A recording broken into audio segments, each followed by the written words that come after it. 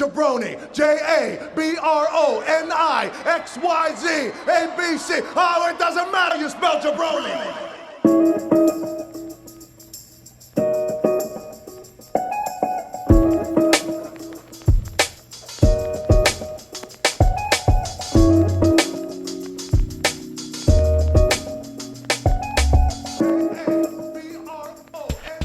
What's up, everybody? Welcome to a new episode of Two Jabronis with a Wrestling Podcast. BJ Cruz here with my tag team partner, the man who openly buried me on another podcast that released today, which we'll talk about in a second, the incomparable, the traitor himself, Jeremy Los. Jay, what's up, dude?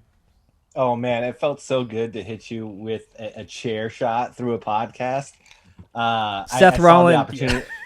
I saw the opportunity. I took it. The moment I finished recording, I walked out of the room where I do my podcast, and I told my wife, I was like, that was a great podcast. I buried Ben. She was like, oh. Yeah.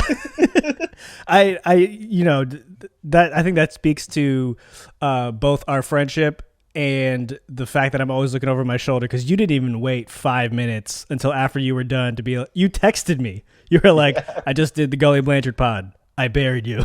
And I was like, I had two emotions. One, this guy's a goddamn jackass, and two, kind of appreciate the honesty. And it was you did. I will say this: you did a great job. Shout out to our boy Gully Blanchard, aka Ryan Anderson. Go check out that pod after you listen to this one to listen to Ryan and Jeremy talk shop. It was actually a great episode. Aside from the fact that Jeremy took shots whenever he could at me, and I was not there to defend myself. No, I really loved the conversation that I had with Ryan. We talked a lot of wrestling, but we also dived into our fandoms outside of wrestling, specifically the Potters and the Kings, and how we are tortured fan bases. So right. If you are a fan of a team that has not won a championship in a very long time, please go listen to that podcast, because we share the same feelings. Because I poured my heart out. It's been painful being a Padres fan for 32 years. Jesus, yeah. I mean, I feel you on that. At the same time, you're also a Lakers fan, so it's like true. There's a balancing act there. I also can't speak to that. I haven't won a championship since 2010. I need a championship. I've had to go through 6 different Bay Area championships in the time I've been here. Yeah, it's been pretty sweet. It's fucking awful. It's been pretty goddamn. Awful. I need a championship. It's been incredible, and I think you'll get one this year. I do think it's your time. I do think the Lakers will be bringing home another, and then you get to gloat on this pod, which I'm not looking forward to.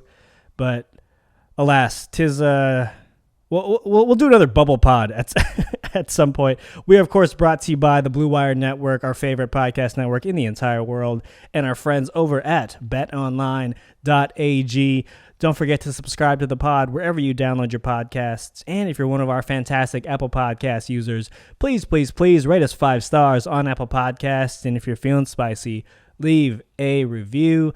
And for our Spotify people, hit us with the follow and the download. I just discovered that Spotify also has podcast charts. Shoot us up, people. Shoot us up. Help us climb those charts and keep us in the Apple Podcast charts. Yeah, help us out. Make sure you also subscribe to our YouTube channel. It's Two Jabronis with a Wrestling Podcast.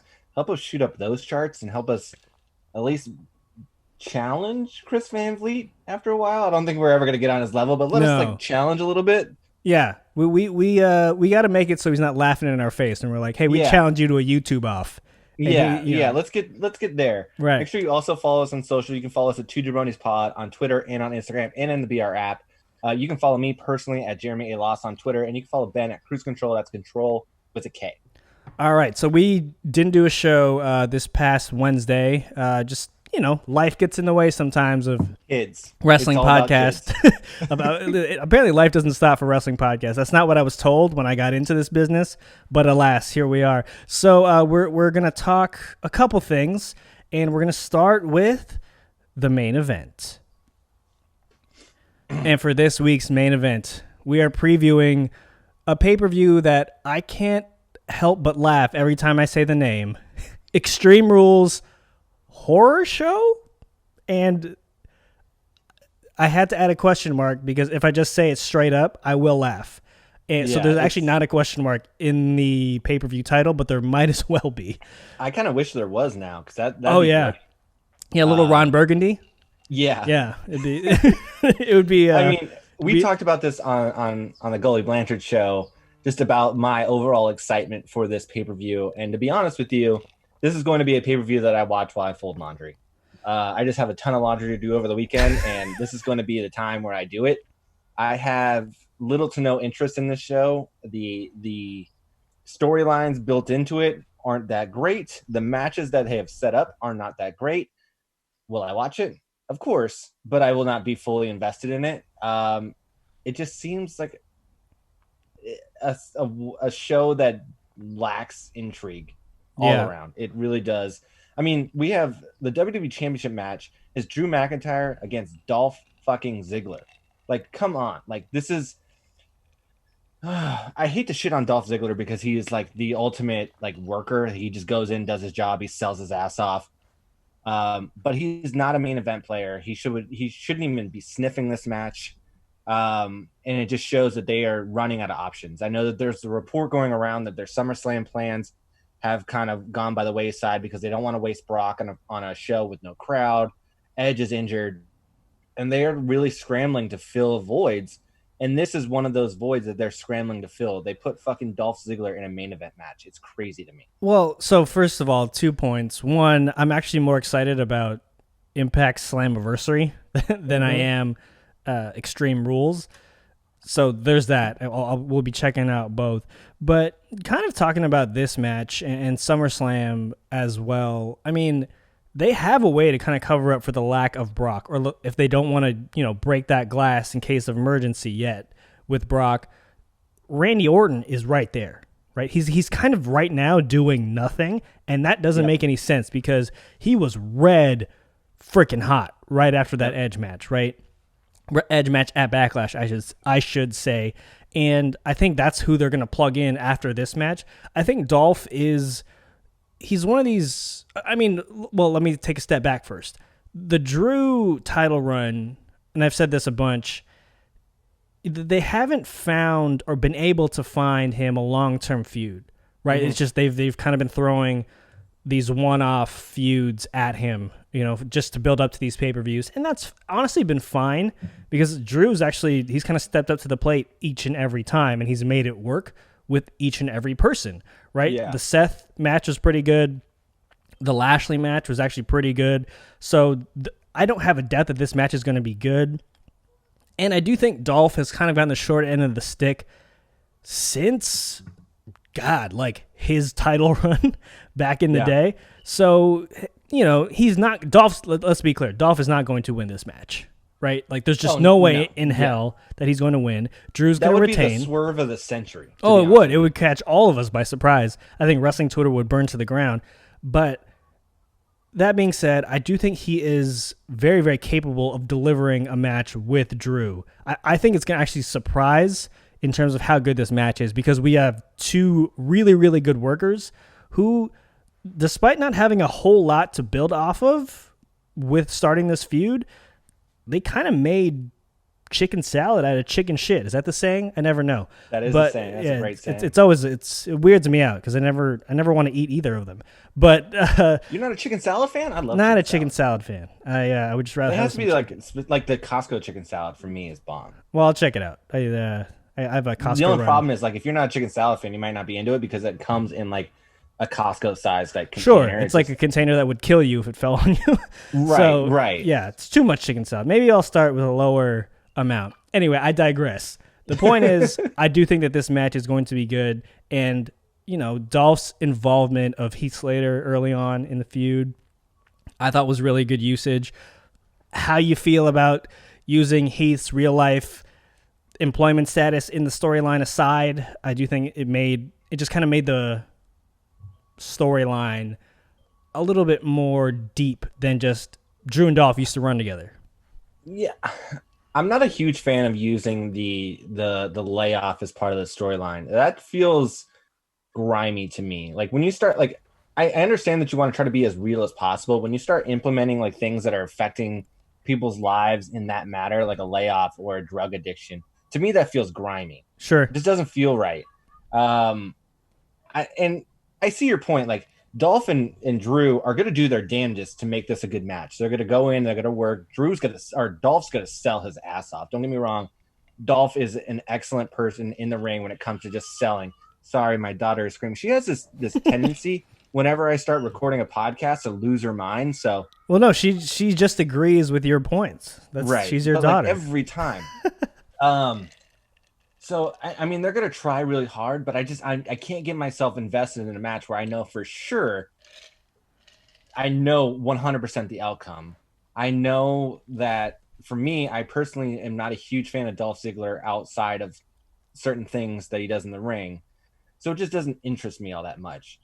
If they move this forward to Randy and Drew at SummerSlam, that's great, because then we have a substantial feud for the WWE Championship, something that we haven't had since WrestleMania. So we'll see where this goes. Is this is the main event, right? Or is it the swamp match? Let's talk about the swamp fight. First of all, I hope it's the main event, because if it's the swamp fight, I don't know if my brain can handle all of that. So, yes, short answer, yes. Let us move to the swamp fight, because this is. I'm at a loss here. Yes, that's like the nicest way to put it. For one, we've waxed poetic about what they've done to Bray Wyatt in these last few months and how they've kind of ruined this run that he was on. Right. And now they are doing that. They're bringing him back to the Eater of Worlds, which again makes zero sense, because his character that he had beforehand was red hot, just on fire. Correct me if I'm wrong, but they haven't reintroduced the Fiend in some time. It's been a while. I mean, he had a baby. Him and his fiance had a baby, so there was some actual need for time off. Right, but they haven't been able to reintroduce the Fiend on TV in quite some time. They are now bringing this to a match that's going to be 100% a cinematic match. Is this going to be? I think they filmed it like a day or two ago, from what I saw. And the way they've been trending on these cinematic matches makes me feel that this is going to be less than stellar. They haven't had a good cinematic match since Firefly. Now, the fact that Bray is involved does add that element that it could be good, but the way that they're building this character and the way that they've gone away from the Bray that we've seen for the past few months, makes me think that they're going to do another Sister Abigail's house match like they did with Randy. Yeah, so I also have issues with it. My main one being that it's not for the title. Like, what are we doing here, right? And sure, I guess, can a belt be exchanged in a swamp fight? I don't know. I mean, sure, if you want to make that argument, that would be a weird way to kind of give Bray the belt back. I do think Bray's going to win this match, because it kind of then sets up a feud for them at SummerSlam where the Fiend can come back and probably win the title. But to your point of bringing back the Eater of Worlds, that's the character that went stale, right? Where we just kind of... We all lost interest. Because it was just kind of... in the beginning, incredible. And then it just kind of stayed flat, right? It never really had... It never had peaks and valleys, whereas literally the Fiend and Bray Wyatt have those peaks and valleys all the time, because that's the nature of the character. Changes every week. Right. Every week. Literally every week. And so you don't know what to expect. And the unexpected is what makes these types of characters and wrestling in general much more interesting. That being said, I do think the Fiend makes an appearance. I do think there's some weird shit where he pops out of the swamp like a horror film. I hope they have to use some horror film tropes here, right? Like, if you're going to label it, horror film, horror movie. The Fiend come out with a fucking machete, right? And just go full like Jason, right? Let's do weird stuff. You're right. If they're gonna have the horror show as the gimmick, lean into the tropes. Have some crazy shit go on. I hope to God that the Fiend is back. They need it. The Braun needs it. This has been probably the most boring Universal Championship run I've ever seen. And that's not completely Braun's fault, right? It's like, but it kind of sort of, because that's just Braun's character, and they kind of missed the boat in terms of his peak of being a credible champion. But the way they've also booked him is like they've, again, where you want to talk about lack of growth in terms of character, Braun has kind of been the same dude basically his entire run as Braun Strowman. Mm-hmm. And that's why, and again, there was a moment there. There was a small window where if they made him Universal Champion or World Champion, he would have been probably a megastar. They missed that window, and like a field goal in Madden, if you don't hit that little window, like you're gonna miss, and they are missing right now. Shank, yeah. Like, do you think? I mean, they were running out of options at this point when it came around to the pandemic and WrestleMania. Sure, like Roman had to. Yeah. Roman couldn't compete. They had to get the belt off of Goldberg, but like the fact that there's no crowd, seems to do Braun a disservice because he's a character that can't get over without a crowd. Like he doesn't resonate through for me at least, he doesn't connect with anybody through the screen. Like he doesn't have that transcendent charisma that can catch you as a viewer through the screen like a Bray Wyatt does. Sure. Like Bray Wyatt can hook you. Yep. I think Braun really relies on the crowd reaction and having that live audience. And I think the fact that they've put the belt on him and during this time has really done a disservice because he's boring to watch when he doesn't have reactionary crowd, the reactions of the crowd. His promos are very bland. His voice for one is very like monotone. Yep. You know what I mean? Yep. So like it just doesn't get across. So throughout this entire run, I've just becoming less and less interested with him, with the title. They need to move on in some way, shape, or form and get it off of him because it's ruining him going forward. Like it's just making him look less and less interesting as a character. Yeah, and I mean, again, with a lot of these cinematic matches, we've kind of gone in with a little bit of a low bar, low expectations, and they've kind of either met them or far exceeded them. So I kind of hope that at the very least, since we are expecting kind of a shit show, that if we get it, kind of is what it is, right? That's the status quo, and we'll just kind of move on, and hopefully, Bray and Braun keep the story going at least towards SummerSlam, where they can have some sort of actual match, and we can hand the title back. If we get a B minus Boneyard match, I'll be pretty happy. Oh yeah, 1,000%. And again, they filmed it already, and it's well, I guess we'll see how it goes as with all these matches. Is this a man-made swamp that they did this in, or did they actually go to a swamp? Unclear. I mean, I'm assuming it's man-made. Like the Boneyard match was a man-made Boneyard match. They didn't just go find a random Boneyard. So I'm assuming everything. Are there real Boneyards? I don't know. Man. I want to go to a Boneyard. We live in California. That's true. Like there may be like a random ass Boneyard in like Mississippi. Right. Like there's some shit in Mississippi that we just have no clue of. Right. So these places do exist. I don't know where swamps are particularly. Florida? The Everglades? Oh well, I mean technically they are filming all of this stuff in Florida, so guaranteed there are swamps in Florida. They probably have to find. I'm just waiting for when this pandemic goes on forever, is like one of the cinematic matches that they come up with is just like a Florida Walmart match.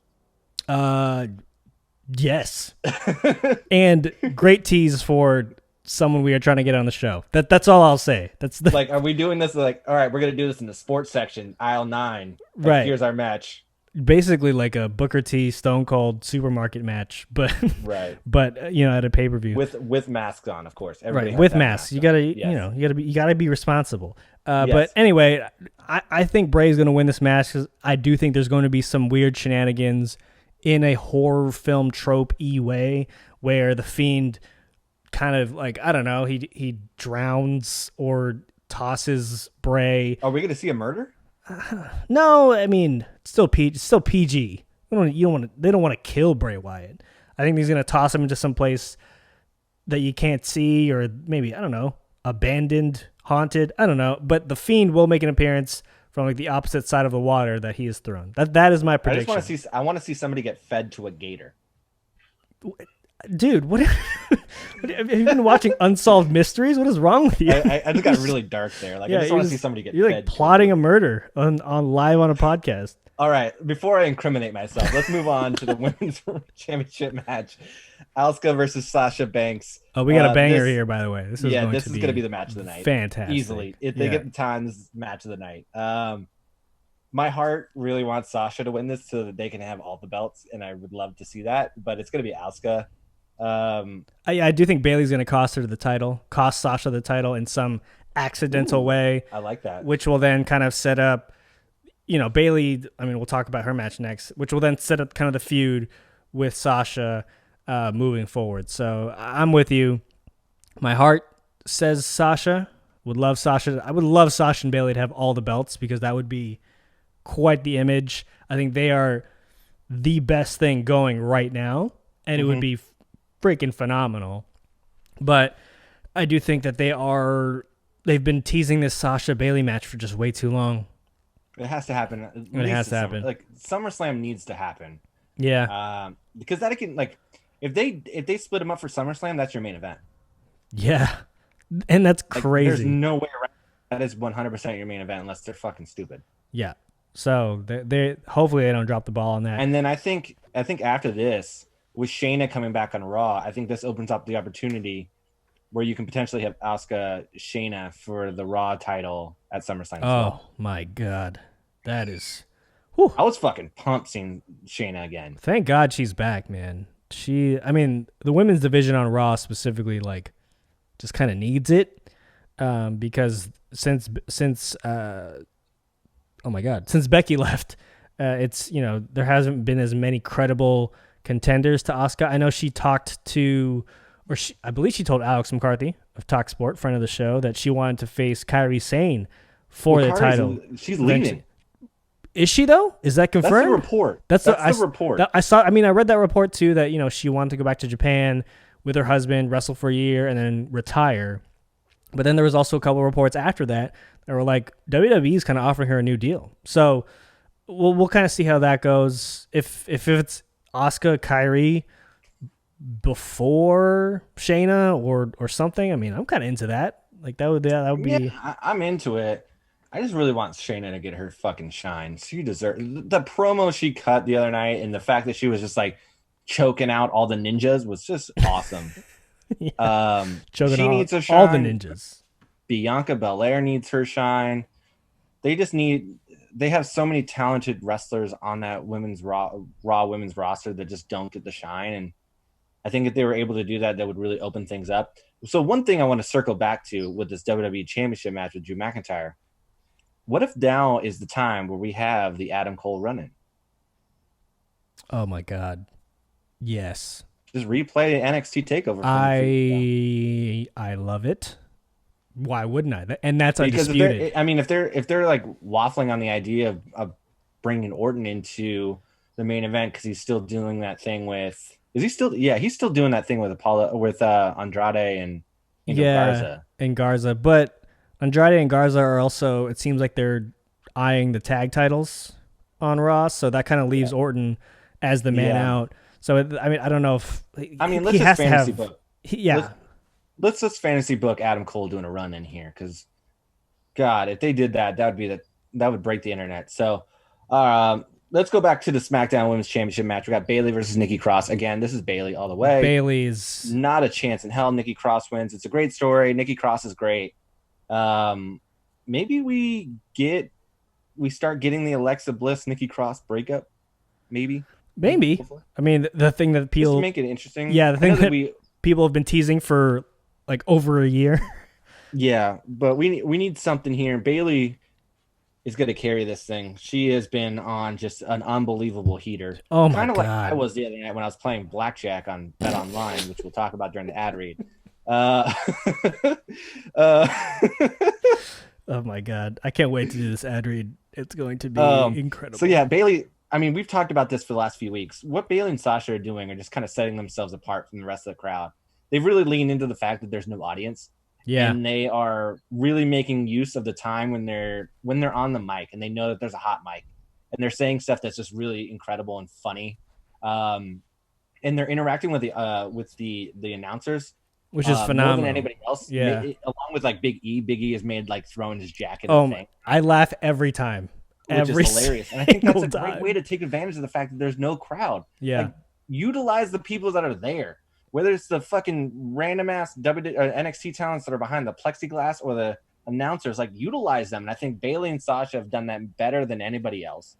And I think Big E and Kofi are right there. But like, Bayley and Sasha have really banked their characters in this storyline on them being these obnoxious, entitled champions, and they're utilizing the fact that there's no crowd, that they can be heard all the time. So they're going to talk all the time, and it's just so fun and entertaining to watch. I know like they're trying to get you to hate them, but for me, as like a quote unquote mark, like I can't hate them because what I'm watching is fucking highly entertaining. Oh yeah, they're fantastic, and there's absolutely no reason for Bayley to lose the title. I mean, I know earlier you mentioned Dolph winning the WWE title would be a huge swerve. This would be the biggest swerve ever. Nikki Cross won, like an unnecessary swerve.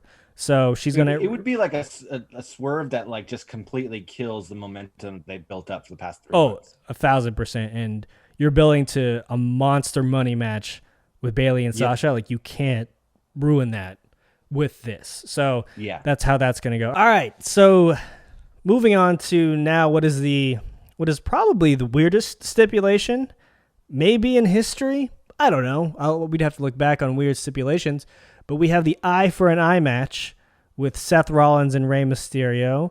So no titles on the line, but body parts apparently just completely on the line. So are we doing fake eyes here? I believe it's a CGI situation from what I read. So that's going to look super wonky though. We already have a swamp match, so I'm not really expecting a whole lot here. And I mean, like, so where are we going to, I'm envisioning this, like, is someone going to take like an ice pick and like start pointing it towards the eye, and then we'll start seeing CGI here? Like, this is the weirdest stipulation I've ever heard of. It makes no fucking sense. It's bizarre. It is really, really bizarre. Is this the way that they kind of retire Rey Mysterio? Because I know he's still working without a contract. I hope not. I hope this is not the way they send out one of the best performers in wrestling history, like in an eye for an eye match. And going forward, like, say Seth loses, does he wrestle with an eye patch the rest of the time, or does he magically? I think Seth is becoming a pirate. I think his crew is going to go from like some religious cult to just straight up pirates. You know, Murphy. It's gonna be like Captain Hook and his crew, and like Buddy Murphy's gonna be me. Yeah, exactly. It's gonna become some sort of weird comedic yet completely awesome. It just this is stable. I don't understand this. I really don't. Like, I know that it's kind of playing off the fact that Seth tried to injure Rey by putting his eye on the side of the stairs, but this seems a little bonkers. Not a little. It seems very bonkers. Like, why not just have a cage match or something? Like, why do we have to do some weird ass eye for an eye match? You know, does the winner have to hold up the eye? Like, hold it up like, do you remember like in Kill Bill where she rips the girl's eye out and she just holds it like that? Is that how we're gonna have the winner? Look, man, I didn't make the stipulation, so with like a fucking retina hanging I have no clue. I've tweeted out a lot of Minority Report gifs, some Kill Bill ones. That is a great movie, by the way. Have you rewatched it since on Netflix? Did I watch it a month ago? Yes, I did. I really just want that little setup where the ball comes down. Like, I want this. I want like screens I can move with my hands. Like, if I could set this all up like this. Oh, that's my dream. If I can like get up in the morning, go to my workstation, and just like put on a glove and just like and like you're basically, because this was pre-iPhone, so like watching him like pinch things and like move them, you're like, this is like this is a futuristic version of, or the next level iPhone. So I kind of want that. Yeah, see, like, I love that movie. I hate Tom Cruise, like legitimate hate Tom Cruise. Like, I've only seen like I think 3 or 4 movies of his in the theater, and I've walked out on 2 of them just because I just can't I can't get over him.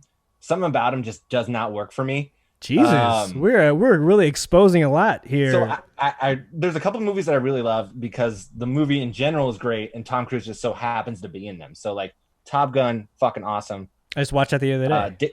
Great Days rewatch. of Thunder and Minority Report. Those are all great. Hold on. You don't like Jerry Maguire?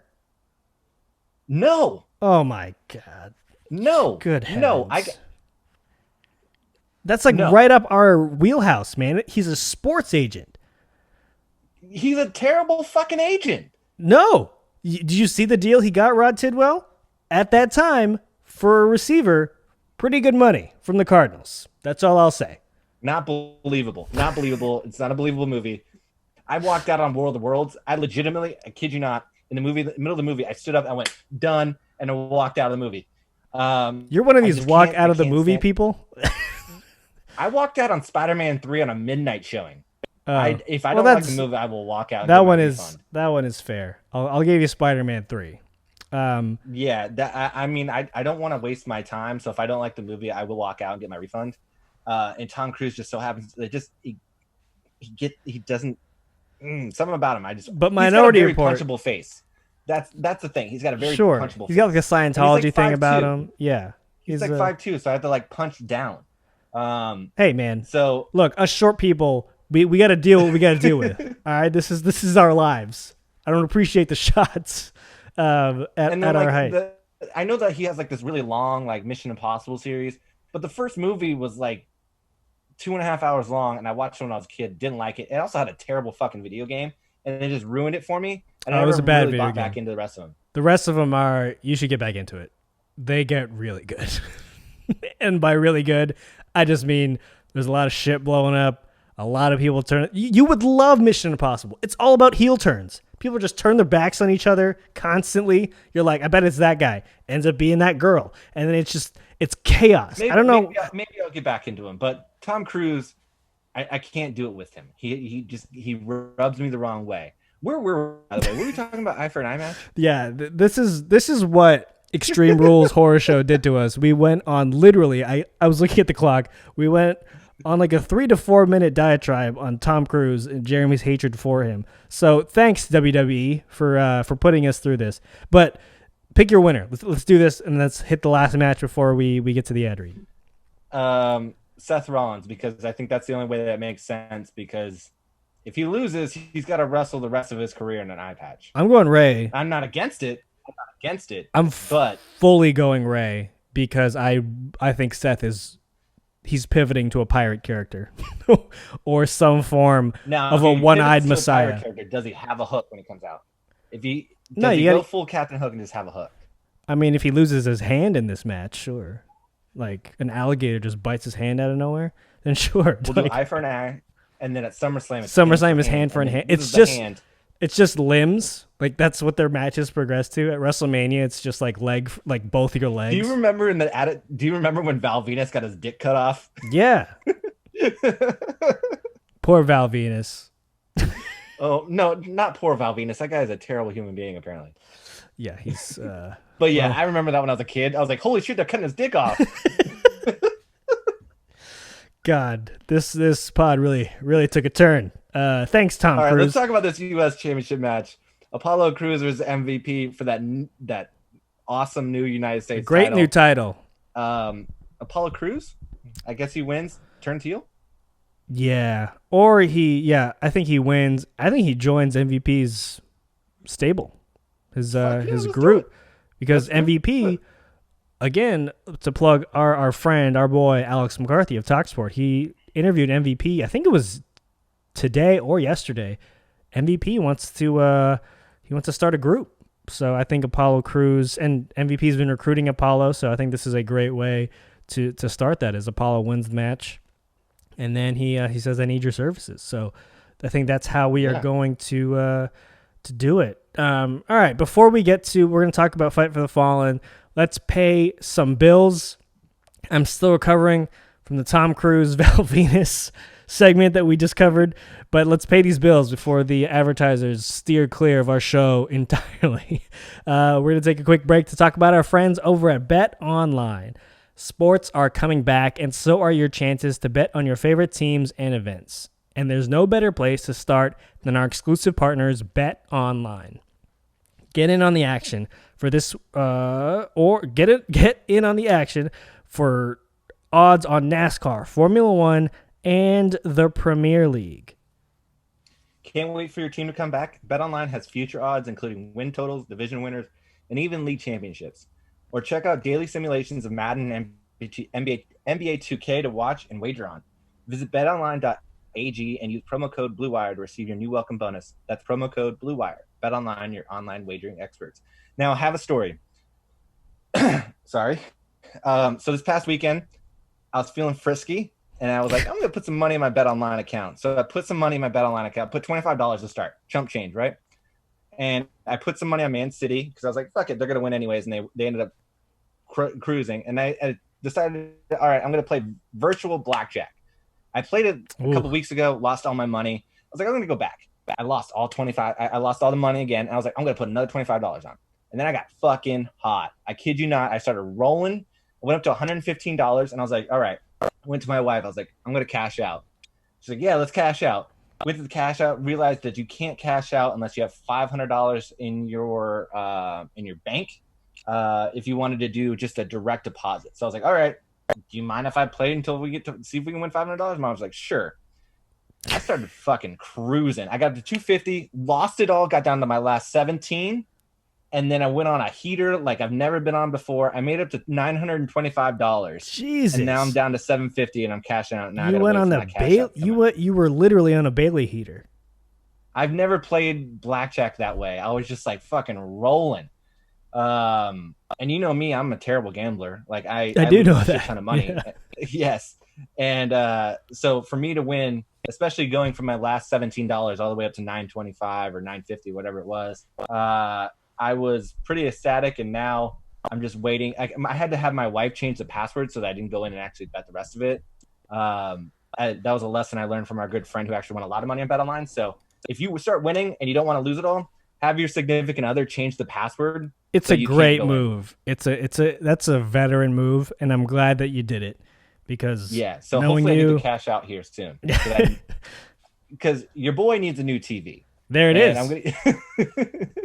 All you had to do was play BetOnline, and they are again really, really good friends of the show, sponsoring from almost day one. So go get your bonuses on BetOnline. Yeah, and play single deck blackjack. That's the play. Single deck blackjack.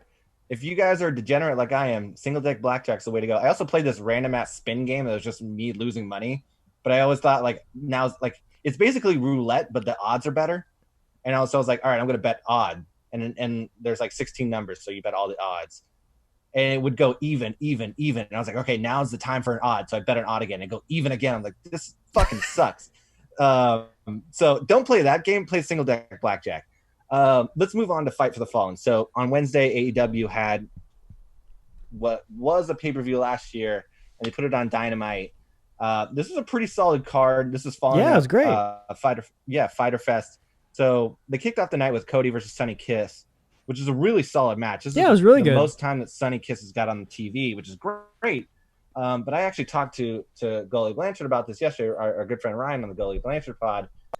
What really bothers me about Cody's TNT Championship run isn't so much that he has the belt, but we've talked about this many times. What Cody is best at is telling a story, whether it's a long-form program or telling a story within the ring. And these title challenges that he has every week against a new challenger doesn't allow him to do what he does best. He can't tell a long story. He can't have a fire promo. He can't tell a good story within the ring because there's no story to tell. So I think this is really doing a disservice to him as a TNT championship or TNT champion. Yes, he's putting over younger talent like Mark Quinn he did a couple weeks ago and Sonny Kiss, but for him as a champion, it's just really not doing him a service. So I kind of want him to drop it. Maybe he drops it to Orange Cassidy. Maybe give it to Orange Cassidy. Let him run with it because Orange Cassidy's red hot right now. And give it to somebody that can do matches where they don't necessarily need a story to tell to really get over. I feel like Cody's somewhat teasing a heel turn. He's kind of getting I'm real really over this Nightmare family, by real the way. cocky, real arrogant, just at times. And then after the match, he'll pay his respects. So you fall back in love with Cody the character. I do think he is planting the seeds of a turn, and then I think that's eventually where he will lose the title, hopefully to someone like an Orange Cassidy or another up and comer. But I do think he is as much as I agree with you about how they are kind of impeding his ability to tell a long form story. The way that he's putting over the younger talent and the people who aren't as mainstream in the entire wrestling world and community has been pretty solid, right? Like, it's beneficial for the company, no doubt. Yeah. It is beneficial for AEW, but I'm thinking more along like, is this beneficial for Cody? But Cody doesn't. Me, does Cody have to wear that hat anymore? Does he have to think, is this good for me? Because he's now, maybe VP, not. right? He's got to think about, is this good for AEW? And it is in the grand scheme of things. And eventually he's going to drop the title probably to, someone who they are trying to make another star out of. So I think he's making the right calls. And yes, would I love to see him tell a longer story like he's done in the past and he's done a masterful job of? Absolutely. I think that there is time for that. There's plenty of time. I think he's probably of the mindset of AEW is still a really, really young promotion. And right. we have to create depth, right? Like we can't be and like they've been WWE and float with just your top stars. They've been doing an excellent job of building depth. The fact that Chris Jericho is putting Orange Cassidy over on this level is incredible to me. That segment that they had on Wednesday night was so hilarious. Good. Ortiz just selling the shit out of that orange juice was incredible to me. He took a vicious bump off the orange juice. Yeah, he did. Vicious. He did. So good. Chris Jericho, I can't say even more good things about him. He's been excellent when it comes to building out the younger talent within AEW. Now his music still fucking sucks, but at least in the ring, when he's putting over talent in the ring, in the booth, it's incredible. So kudos to Chris Jericho. Please stop making music. Let's be clear. I don't agree with Jeremy's take on Fozzy and Chris Jericho's music. I keep doing your thing, Chris. Keep doing your thing. No, don't let people tell you can't achieve your dreams, because guess what? Stop that. Like, you've achieved second-rate karaoke band that you have going You've on. achieved your musical dream, and don't let anyone tell you different. I stand with you, my friend, my Canadian, my Canadian brethren. But I'm Canadian too, but I just can't. Like, my ears cannot take this band. So please retire. Moving, and then the tag matches that they had were just phenomenal. Again, we rave about the AEW tag matches. They are great. FTR, Lucha Bros, someone we've been waiting to see for a very long time. FTR is just moving their way up to that tag title. They had the Elite versus Jurassic Express in a 6-man tag, and we got the Kenny Omega tease. We got the Cleaner coming back, and then they were also teasing FTR with Hangman.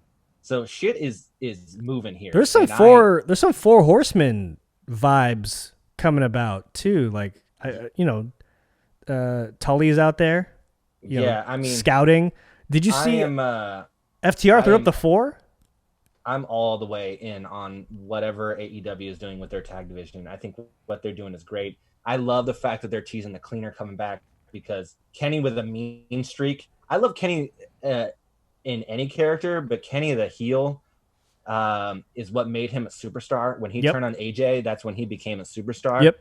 And then they can really elevate him to the main event picture and actually do what everybody thought he was going to be when they started AEW, and get him back into like potential title challenger.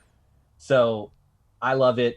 The moves that they were putting on in that Elite Jungle Boy or my Lord, were fucking bonkers. The Destroyer off Luchasaurus by Marco stunt over the ropes. I mean, someone's going to get critically injured off of these moves, but I am loving every second of it right now. The innovativeness, is that a word? I don't know. I don't care. You know what I mean? Yeah. Of the Destroyers over the past couple weeks has been crazy, because the Destroyer in of itself is an insane move. The Destroyer shouldn't be normalized. Like, I feel like a lot of wrestlers have just normalized the destroyer as if this run-of-the-mill move. That move kicks ass. It should be a finisher.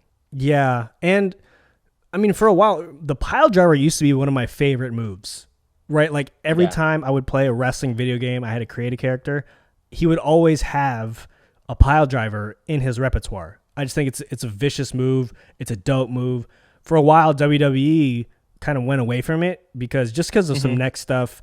Obviously, Austin had his unfortunate situation with the botched tombstone, and you're putting people's necks on the line. And there's a lot of force, so I get that. The destroyer is like a pile driver on acid, and I feel like that really took off in the indies, and that's now just starting to become more mainstream, right? Like Cole is kind of bringing that to WWE now.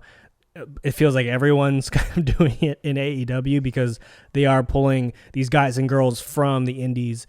So I totally agree with you, though, that it needs to be saved for special moments. That being said, these two destroyers that we're talking about in these tag matches, where they're basically destroyers off ropes and outside, is nuts. And like, the only issue I have is like, how do you take it to the next level? Because it's already an insane move, and I think we've seen two of the more insane variations of it. So what's next? Done destroyers off ladders into tables, right? So it's like, are we doing destroyers into like barbed wire fence? It's crazy the move sets that they've been kind of bringing to television on a regular basis. It's making me extremely terrified for what they have planned, but I'm enjoying the shit out of it. It's fucking incredible what they've been doing with this tag division. We rave about it all the time. Their tag division is unmatched. The only thing that kind of is bringing AEW down right now is the work that they've been doing, or lack of work that they've been doing with the women's division. I know that they have Britt Baker. That's something that we've talked about many, many times about how well she's been doing and the character development that she's had. But Nyla is now managed by Vicky Guerrero, which is really weird because I love Vicky. Like, Vicky has been in the game for a while. She's a legend. But I mute my television when she's on TV because her voice is just like nails on a chalkboard. She hits that high pitch, man. Excuse me. Rough to listen. Yeah. And then you have the Nightmare Sisters with Allie and Brandy Rhodes. And Allie has legit had 4 or 5 gimmicks since AEW started. For real. She had regular Allie. She's gone through gimmick after bunny. Gimmick after gimmick. And she was great in Impact. And now she's flat. It's kind of... It's weird. It's a little weird. And so the women's division is just kind of floating around there. And I feel like they need to give more time. I think they gave maybe 5 minutes to the entire show to the women's division, whether it was Vicky Guerrero coming out with Nyla or the tag match. They haven't invested enough, for my opinion, because they have some talent. They just need to really invest in the women's division to make it grow. And then I want to talk lastly about this title match, Jon Moxley versus Brian Cage. Just a hard-hitting match. I thought it was great. It's great to see Mox back. I like the ending because Brian Cage loses, but he didn't take a pin. He didn't submit. He had Taz throw in the towel, so it still makes him look a little strong. And then he was able to attack Mox afterward. Darby Allin came back, so it looks like we'll get Darby versus Brian Cage, maybe a triple threat in the next at All Out. But I like the fact that they didn't waste Brian Cage by having him lose through a pin or through tapping out. Like, they had Taz throwing the towel to make him look a little bit stronger than he actually was. And they did a good job of telling the story from the beginning, right? They were like, hey, Mox told us his strategy. He's going after the surgically repaired area of Brian Cage. So, kind of if you're just catching up and you're like, wait, Brian Cage tapped out? Like, how does that work? Or no, I'm sorry. Taz threw in the towel? Like, why would he do that? But if once you get the full story, it was really, really well told, and both of them sold it really well. And that's kind of that real sports aspect, right? Of like, what is Mox's strategy? Because on paper, Brian Cage should destroy Mox, right? Brian Cage is a genetic freak. And he's a Swolverine. That guy's a monster. It's crazy. And by the way, shout out to Mox for going back to full pants, just wrestling. I don't know. It was something that the little things you the notice. shorts kind of threw me off, and I get he was probably trying to separate himself from Dean Ambrose, but seeing the long pants, I was like, oh, this is Jon Moxley, and I'm with this. Shout out to him for wearing the Danny Havoc shirt too. Yeah, no, rest in peace. Rest in peace. Yeah, rest in peace to one of his good friends. So I really enjoyed the match. I thought it kind of builds to a larger story, including Darby Allin. It was great to see Darby back. I know he's had some issues as part of this ongoing speaking out hashtag. But I think where they're headed and what they have planned for the rest of the year, I think they're in good shape. I'm really excited for what AEW has kind of brewing, especially around the tag titles and that main event picture. They have some really, really great things in the works. And then Orange Cassidy's just kind of floating around there being a badass. Oh, man. It's early on when, Orange Cassidy kind of jumped onto the scene at AEW. Obviously, he was an indie darling, but there was, in the back of our minds, I think we always wondered, how is he going to get over, like, on TV in a mainstream way? And they figured it out, which is crazy. And, shout out to them for actually doing that, because like you said, I think he's going to be a monster star. And like this dude was booked on Katie Nolan's ESPN show before the pandemic kind of like spread like wildfire. Right. So, and this was what, 4 or 5 months ago. And, and shout out to Jericho for having the wherewithal to be like, I want to be the guy to put him over, right? Like, yes, I'm going to beat him, I'm going to beat him the first time, but let's keep this going. Like, I want to make this guy into a star.